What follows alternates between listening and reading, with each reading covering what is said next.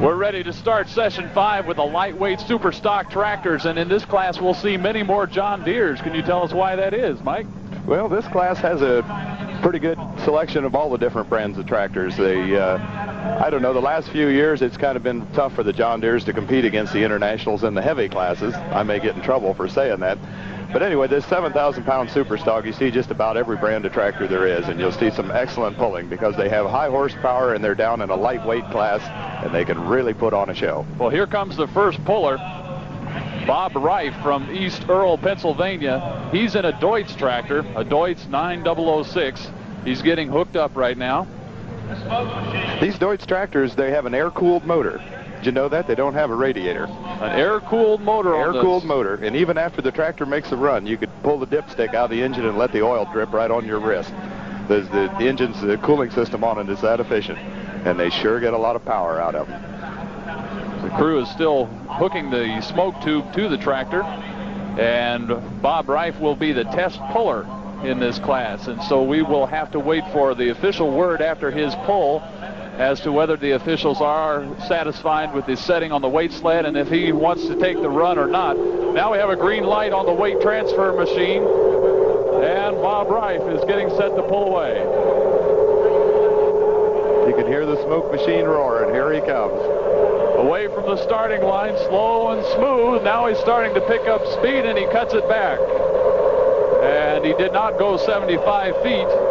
They'll back him up and he'll have another shot. He was trying to get a real smooth start, get the load moving, and then build his speed as he come out. That's a pretty touchy thing to do. These tractors are highly turbocharged, and you have to really put the engine under a load for the turbos to get wound up and start building boost. But at the same time, you're letting up the clutch and trying to build your ground speed. So it's not really that easy to get these tractors out of the hole. They'll back him up and he'll be ready to go here with his second try in just a second. Your souvenir program so well done this year. You're only a couple of months and you can keep track with us. He may have some problem. He may have a turbo that don't want to spin or something. Now we have a green flag up by the starter. Once again, the green light is on the weight transfer machine. Smoke tube comes to life. We'll see if he can get away from the starting line this time. I'm sure he'll wind her up this time. Bob Rife pulling away slowly. Now he's got it cooked in. The wheel speed is building up. He drifts a little bit to the right side of the track, has the front end up late in the run. He could do it.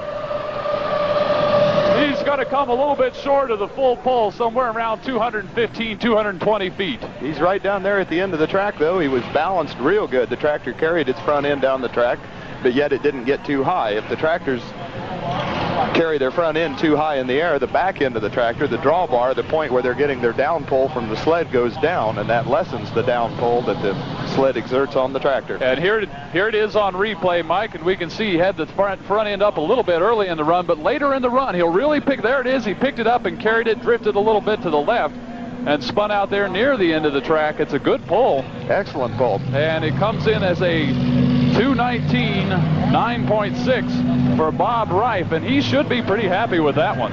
He should be. It hurt him a little bit as he had to get on the brakes as he got out of shape coming down the track, but still it's not a pull that you'd want to give up.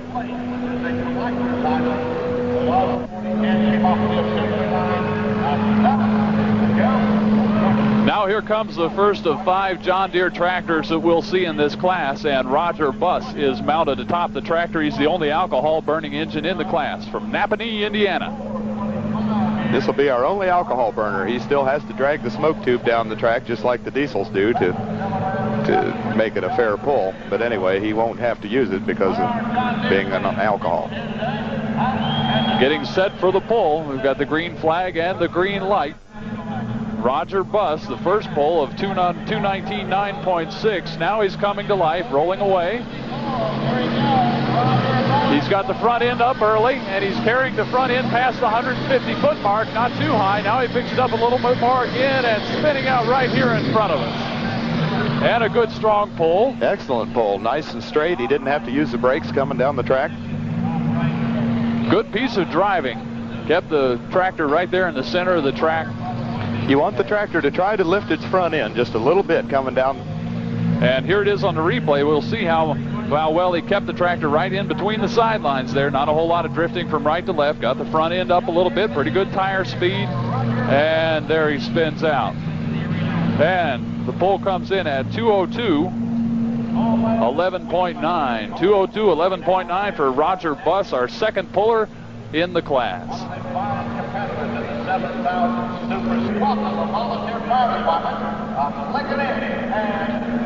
Next up in the 7,000-pound super stock tractors, Coleman Wheatley from Bethel, Delaware. He's running a John Deere 4250 tractor. What do you know about Coleman? Coleman, I've known Coleman for a long time. Coleman used to, back in the early days of the NTPA, Coleman used to help promote some polls out in Delaware. Smoke tube comes to life, and Coleman begins to roll away from the starting line. He's getting the chain tight. Super good looking John Deere.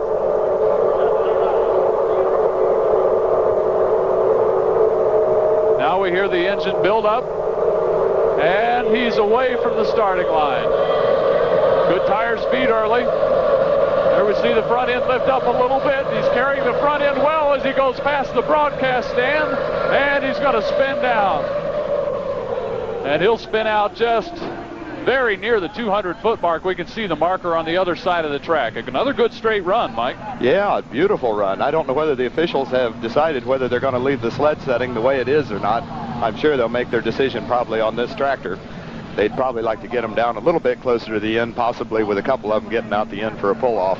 And here it is on the replay. You can see him battling the tractor just a little bit there as he drifted some, but overall a good straight run down the track. Not too bad. He wasn't on the brakes too hard, and a good pull for Coleman. And Coleman Wheatley in the Ether Eater comes up with a pull of 205. 8.3, 205, 8.3, and if the standings stay as they are and there's no restart, that would put him in second place.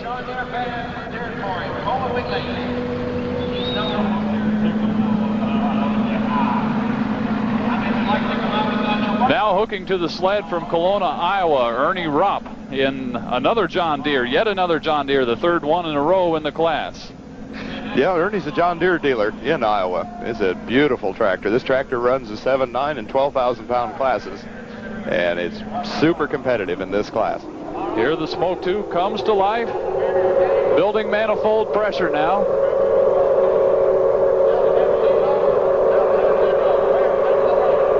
Green flag up by the starter. Green light on the weight transfer machine, so we're all set to go. Now Ernie begins to roll away. A quick start. He jumped a little bit at the beginning. Now the front end up at the 75-foot mark, drifting towards the right side. Had to pull it back. He's still got a good run going. And he finally spins out. A very good run for Ernie Ropp, the Iron Elk. Excellent pull, excellent wheel speed all the way down the track. He had to do a little break in there about the 50, 75-foot mark. But other than that, just a super good run. And I believe we'll be able to see that on the replay. Here it comes. He'll go to the right side of the track. Here he begins that motion to the right side. Yeah, you can see the one wheel slow down a little bit as he hits the brake. And there he pulls it back into the center and keeps it going. Did not really lose all that much bite on the track having to hit those brakes like that. Now, at these indoor pulls, the weight is coming on you awful quick. So if you're going to do your braking, you have to do it quick. And Ernie Ropp comes through with a 220, 2.6. 220 feet, 2.6 inches, and that is good enough to put him into the lead. If there's going to be anybody take it out the end, this is a definite possibility. Brett Berg is a super good puller. On deck, as Mike mentioned, Brett Berg from Farmington, Minnesota, the first half of the father and son team, and he has a Case International tractor. First one we've seen in the class here in session 5, and the smoke tube comes to life. The distance to beat, 220 feet, 2.6 inches. That one belongs to Ernie Ropp. Watch the wheels go around on this one. He'll really turn them. He's away from the starting line quickly. A lot of wheel speed early. There goes the front end up a little bit. And he cut it back. Cut it back. I think maybe it cut itself back. He was holding the throttle wide open, and it just quit running on him. And so that's a disappointing run for Brett Berg. There's a good shot. You can see Brett undoing the helmet, and he doesn't look very happy with that run. I'm sure he is, and I'm sure he had his eyes on the end of the track. And here it is on replay. He begins to drift a little bit to the right side of the track. And there he goes. Boy, you can see it. Coming right down the middle, just really coming strong. And something happened. It was a pretty complicated piece of machinery.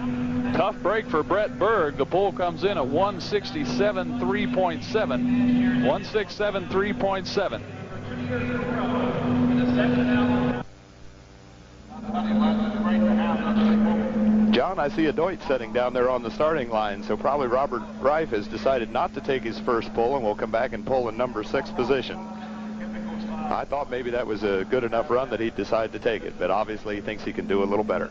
And so getting hooked up and ready to pull now, we have Alvin Bogner from Bloomville, Ohio, and he's in a John Deere 4010 tractor.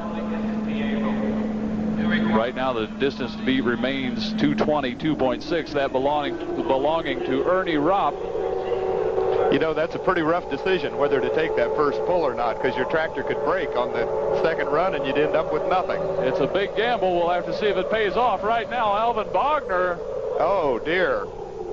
Something did not sound good at all for Alvin Bogner. Sounds like he might have had a turbocharger problem there. Just as he wound it up, I heard a pop.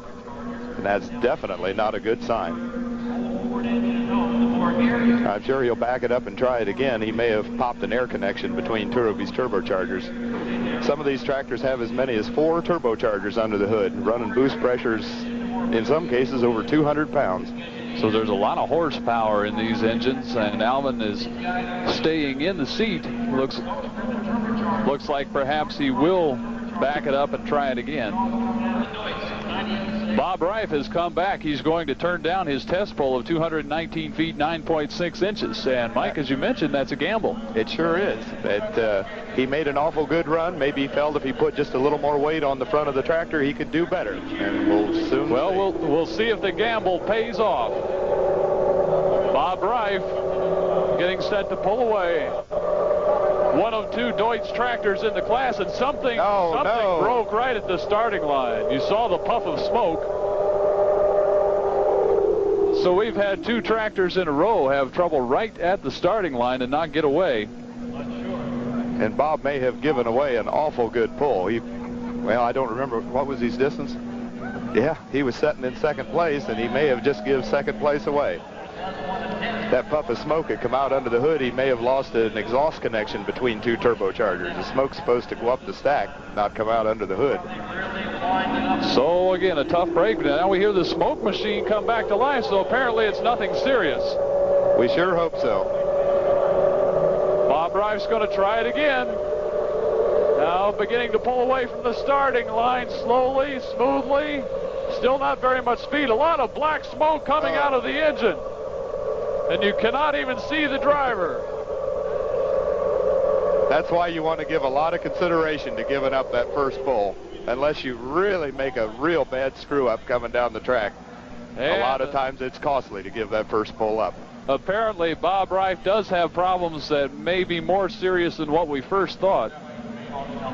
Here it is on the replay. You'll see him. He never really did get much wheel speed as he pulled away. As he tried to wind the engine up and build up his boost pressure, if he had an exhaust leak underneath the hood, of course the turbochargers would not operate to their maximum, and the engine just won't develop any power without that boost pressure. And there's a good shot of it. You lose sight of the driver. He got a face full, and he's pulled it away, 92.0.8, but if it's something not too serious, he'll have the opportunity to come back. No, that was his second pull. He just stayed right there, so that's all that he'll get. Unfortunately, he may have given away second place in the class.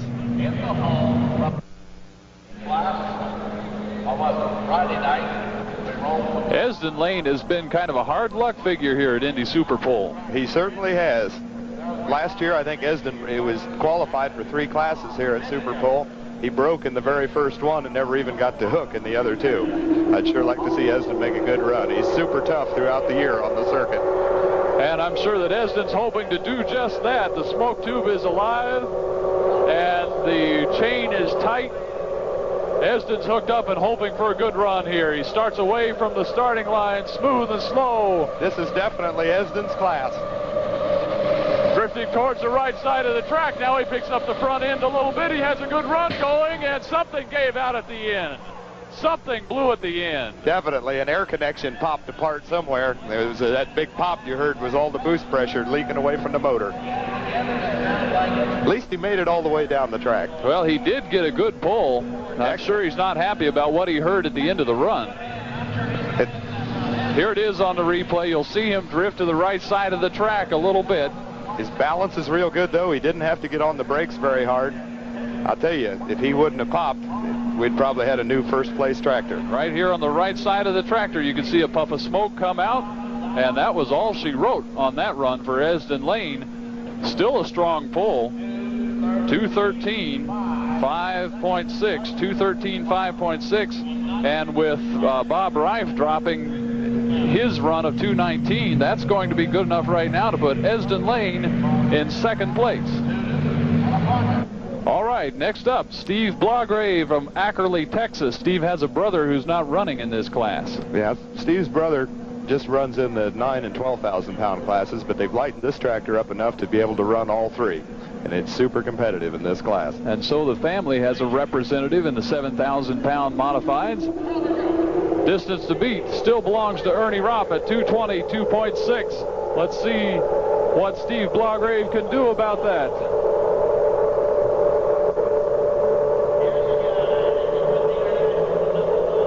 Steve's got his balance right. He ought to make a really good pull. And he's away. Look at now the those tires wheels. begin to bite. Front end picks up a little bit. He's going towards the right side of the track. Has to get on that brake. He brings it back in. Still going. Still going. Oh, and a terrific pull. Excellent run. Right down the right-hand side of the track. And he did. He took a big detour over to the right side of the track, had to get on that left brake and pull it back in, but it didn't hurt him an awful lot, as he might have had the full pull without that. It's hard to say. Here it is on replay. You see him drift to the right. You know, Decimal, you don't exactly want to go down the same track that everybody else goes down, because the track gets chewed up, although the sled will slide easier in the same spot it's went before. And so that could have been a little piece of strategy on the part of Steve Blagrave. Whether or not it was strategy, it paid off. Steve Blagrave has taken the lead, 226, 2.8. Ernie Ropp will drop to second with his 220, 2.6, and then in third place will be Esdon Lehn.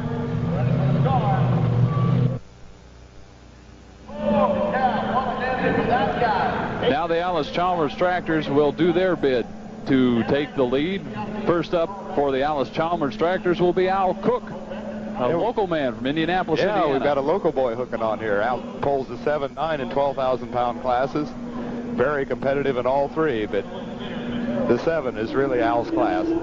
They call him the Alice Cowboy. And the Alice Cowboy will be looking for a good ride down the track right now. The green light up. The green flag is up.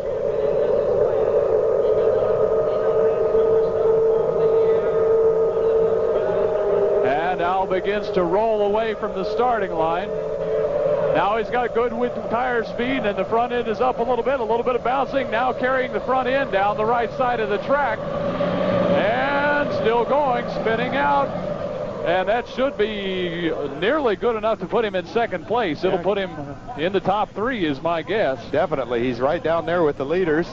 I don't know, the last couple tractors seemed to suck him over to the right-hand side of the track, and just as Al went by us, he had to get on the brake pretty hard, which definitely cost him some distance at the end. Here we'll see it on the replay, and he'll drift over. Here he begins to drift to the right side of the track, and you could see him. He could hit the brake, the left brake a little bit, and there once again to pull it back.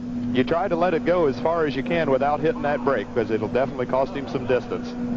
The right side of the track seems to be the route that most of the pullers are taking. Here is the pull, 216 even. How about that? 216 even. He's right down in there. And so that's going to put Al Cook in 3rd place, right behind Steve Blagrave and Ernie Ropp.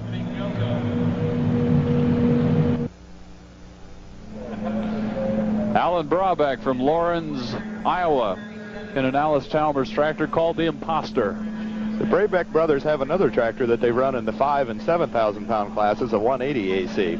They just come out with this new series AC here a couple years ago. They've had a lot of trouble with it, a lot of bugs to work out of it. But the last time, a couple times I've seen it run, they've made some excellent pulls. Steve Blagrave remains in the lead with a pull of 226, so that's the distance to beat. And the crew has hopped back up on that tractor and working on the smoke tube once again. That poor smoke tube, it goes through, it has a pretty rough life. A lot of heat, a lot of fire going out through that tube. But those of us who are indoors are thankful that they have that smoke tube. We certainly appreciate that tube. We've tried a lot of different things over the years to get the smoke out of the building, and it's an awful job. The sport has seen a lot of changes through 13 years. There's been 13 Indy Super Pulls, and I'm sure that there have been an awful lot of changes. One of the most recent, within the last few years anyway, is the laser beam scoring system, and that's really speeded things up. Saved us a lot of time out on the track and a lot less personnel involved to take the measurements. Now the tube comes to life, and Allen begins to roll away. The chain is tight. This tractor has the same motor in it that the D21 that Al Cook has just pulled. Although the D21s were built back in the middle 60s, this is a newer series tractor, just a couple years old. Building up the manifold pressure, getting set to pull away. Now he comes away slowly. And there the wheels bite in. And something is cut loose. And unfortunately, that's all he'll get because he's by the 75-foot mark. Like I say, they've been working on this tractor awful hard the last couple years and trying to get the bugs worked out of it. They're trying to run a little different setup than some of the other guys run, and it takes a lot of work to get it straightened out. And a tough break for Alvin Brabec. Still working the bugs out of that new tractor. Here it is on the replay. The wheels did dig in and they got started. You can see the wheel speed right there early in the run, but it ended quickly. Yeah, a lot of pullers have had this problem. They really come to life, and then, you know, it looks like you've really got a good run going, and all of a sudden they just quit running. That's a awful frustrating problem. And as you said, Mike, he passed the 75-foot mark, so he will probably have to stay with that one unless the officials determine that something happened that was not a mechanical failure or was not his fault. 97.3.4 for Alvin Brabec. Well, that's a tough break. I'd like seeing Allen really get down the track.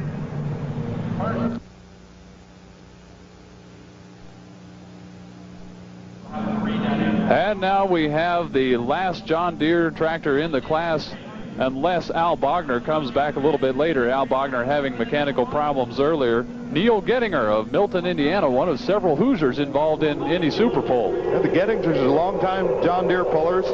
This is probably their class. I hope Neil makes a good run. Green flag is up in the hand of the starter, and he's away. It looks like a good run. The wheels have good speed early. Front end not coming up, but he's got a lot of speed built up.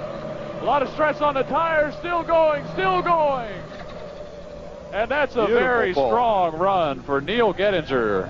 Excellent run. Just barely carried the front end. Just a balance just perfect. Good tire speed. Didn't have to get on the brakes. And it looks like he's happy with that run. He's got a little bit of a smile on his face, and that's going to be good enough to put him up well within the top 5, perhaps within the top 3. You'll see that the front end never really does come off of the ground very much. Perhaps he could have done with a little less weight on the front of the tractor. Well, when the tractor tries to lift its front end, you're getting the maximum weight transfer to the rear wheels.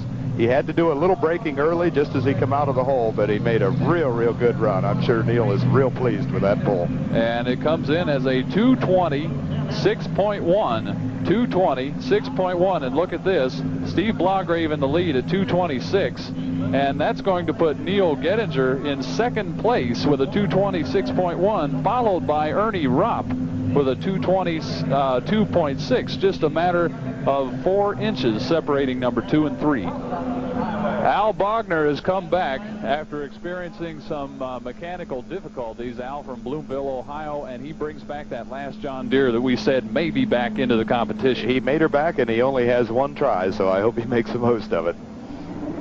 We'll see how it turns out for Al this time. Has the chain tight, and the green light and green flag is up.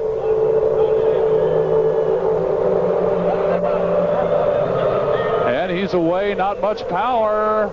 Rolling slowly, trying to keep it going. It's just not going to kick in. Just not going to do it. He definitely had a problem somewhere. He couldn't get his boost up. Just couldn't get a head of steam up to get the tires turning. That's a shame. He tried to keep it going, and he knew that this was his last shot.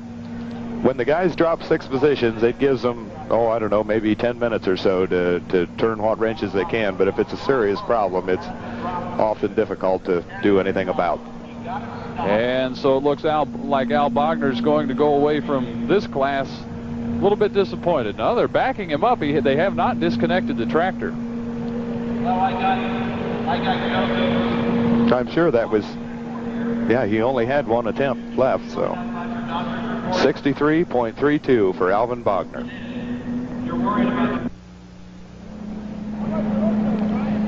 Four competitors left in the class, a couple of AC tractors, an International and a Deutz. And right now, Harold Wilson is hooking up. He's from Greensburg, Indiana, and he has an AC D21. You know, that tough decision that Bob Rife had to make, whether to take that first pull or come back. Last year, Harold Wilson had to make that decision, and I believe he may have give up the winning pull in one of the classes. The Sled Handler is the name of Harold's tractor. That's a good shot of it right there. You can see that side panel. Harold definitely one of the top runners in this class. We have 4 people left in the class who could take the lead. All 4 of them are really tough that are left yet to pull.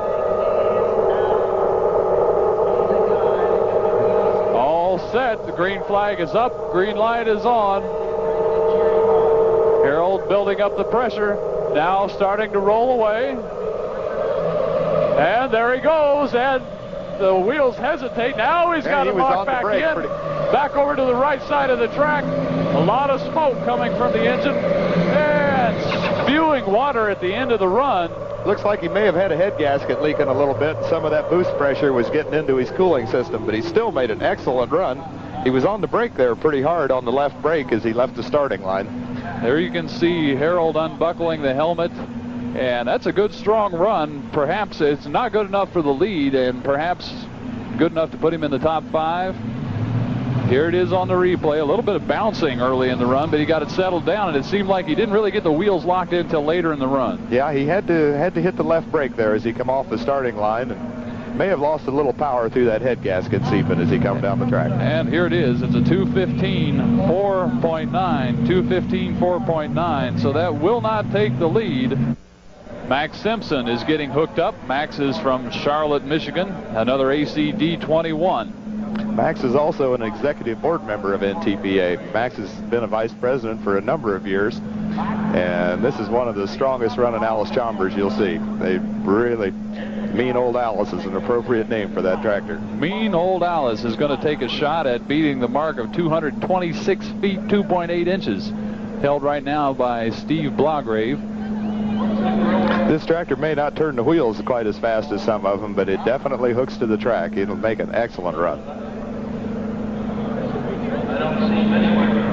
Track is now clear of equipment, getting the track ready, and the crew has done a nice job keeping this track in good shape all through this Indy Super Pole number 13. It has. Ever since the first session, we've had a real good track. That smoke machine sure takes a lot of work down there. Crew working hard to get Max Simpson hooked up to the smoke machine. I wonder how many rolls of 100-mile-an-hour tape they have to use to keep the smoke tube in one piece.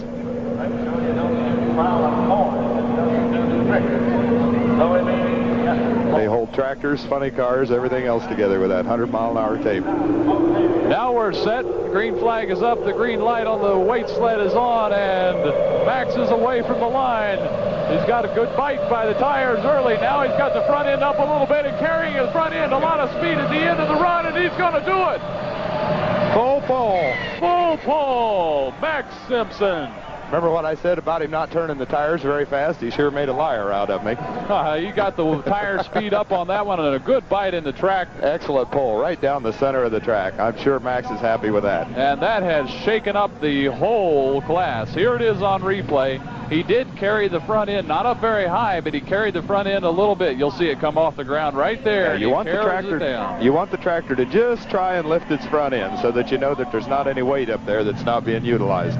And he pulled it right past the line. You can see the line on the replay there. Max Simpson jumps into the lead with the full pull, and that will drop Steve Blagrave to second place. And puts an Alice Chalmers in first place. And Neil Gettinger at third.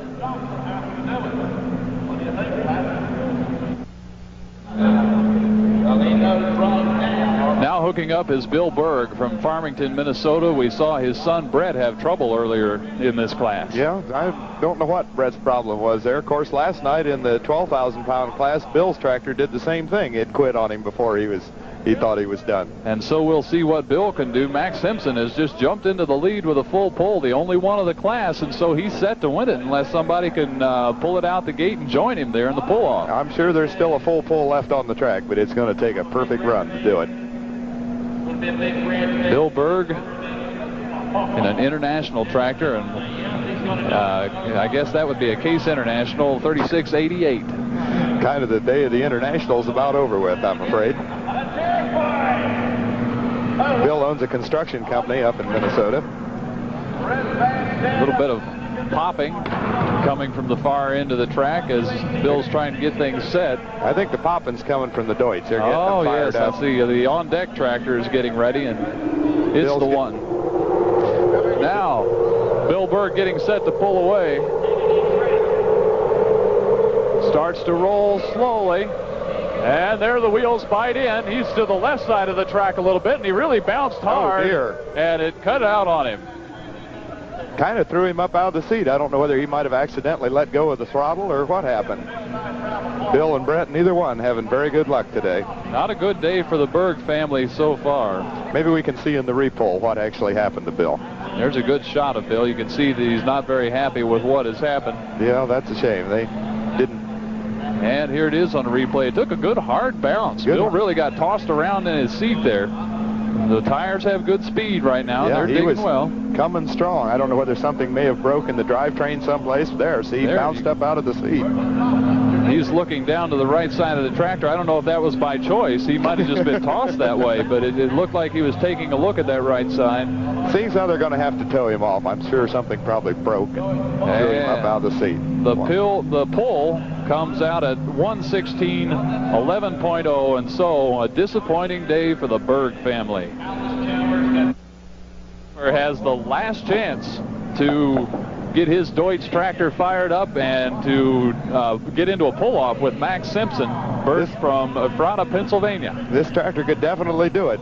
These Deutzes have just about dominated this class at one time. The other Deutz in the class was run by Bob Rife, and we saw him get a run of 2:19 and turn it down. Here goes Bert away from the line.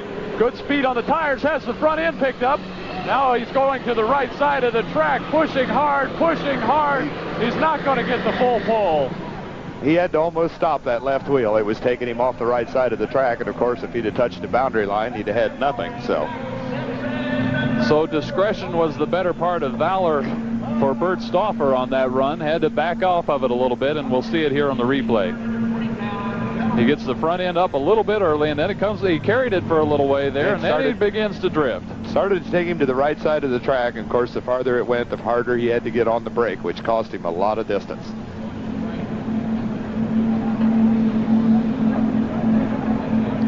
And there he spins out.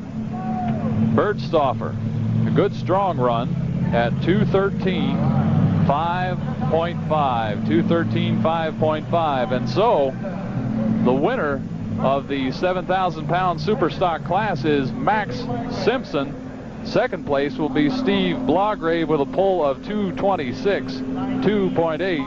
And then in third place is Neil Gettinger with a pull of 2:26.1. 2:26.1 for Gettinger. And we will try to get Max Simpson over here for a few words. I'm here with the winner of the 7,000-pound Superstock here at Indy Super Pole 13, Max Simpson. Max, that was a heck of a run. Mean old Alice really did the job for you today. I noticed the sled seemed to be taking some of the guys off to the right-hand side of the track coming down. Did you have any problems with that? Yeah, I noticed early that a lot of guys were having a problem with that, and I felt if I could get a straight run out of the hole and stay straight, I could win it. It did pull me a little to the right, but I was able to bring it back pretty easy with the brake. Well, sitting over here, it looked to me like you made just a fantastic pull. Congratulations again. Thanks, Mike. That was a fun pull. It really was.